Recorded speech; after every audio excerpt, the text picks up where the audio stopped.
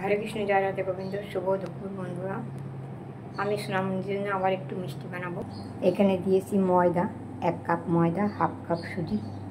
এখানে এই যে গুঁড়ো দুধ, আমুল গুঁড়ো দুধ দিয়ে দিলাম। এই গুঁড়ো দুধের প্যাকেট আমুল ওই দিলাম।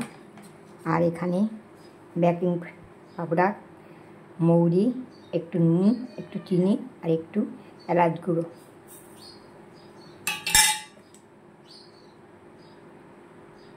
এখানে আমি সাদা তেল আর ঘি গলিয়ে একসঙ্গে রেখেছি, এটা দিয়ে দিলাম। এবার নর্মাল দুধ দিয়ে মেখে নেব। এই যে এই নর্মাল দুধ দিয়ে এটাকে মেখে নেব। একটু ইনো দিয়ে দিলাম একটা। এটাকে আবার আধা ঘন্টা ঢাকা দিয়ে রেখে দেবো। এবার আধা ঘন্টা হয়ে গেছে, এবার মিষ্টিগুলো বানিয়ে নেব।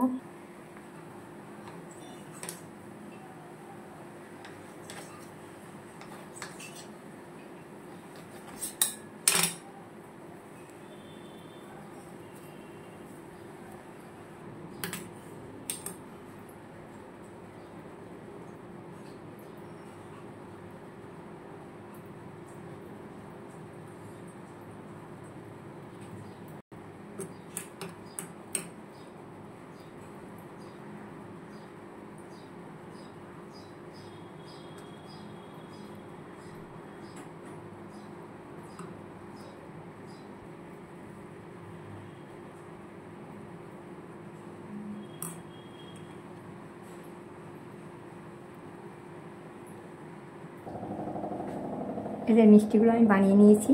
আমার সোনামণি দেবার জন্য সাদা মিঠে যা পারি তাই বানিয়ে নিই ঘরে, মিষ্টি না থাকতে।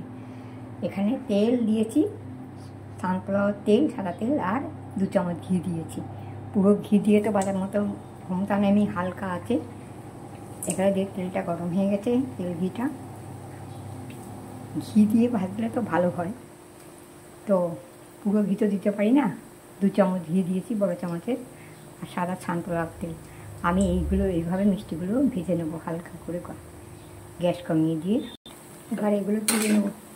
দেখো কি সুন্দর ফুলেছে।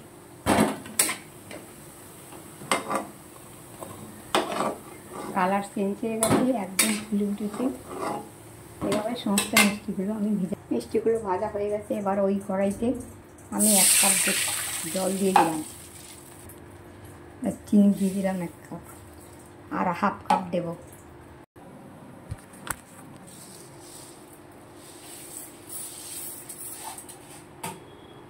চিনিটা পাতলা করে জাল দিয়ে নেব। 2টো ছোটো এলাচ আমি ফাটিয়ে দিয়েছিলাম, না দিলেও হতো, কারণ ওর মধ্যে দিয়েছি ছোটো এলাচের গুঁড়ো। এবার আমি মিষ্টিগুলো দিয়ে দিচ্ছি এই রসের মধ্যে, শিরার মধ্যে দিয়ে দিলাম।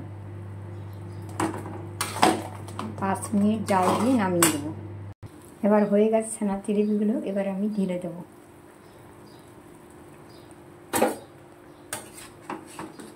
কি সুন্দর ফুলে উঠেছে।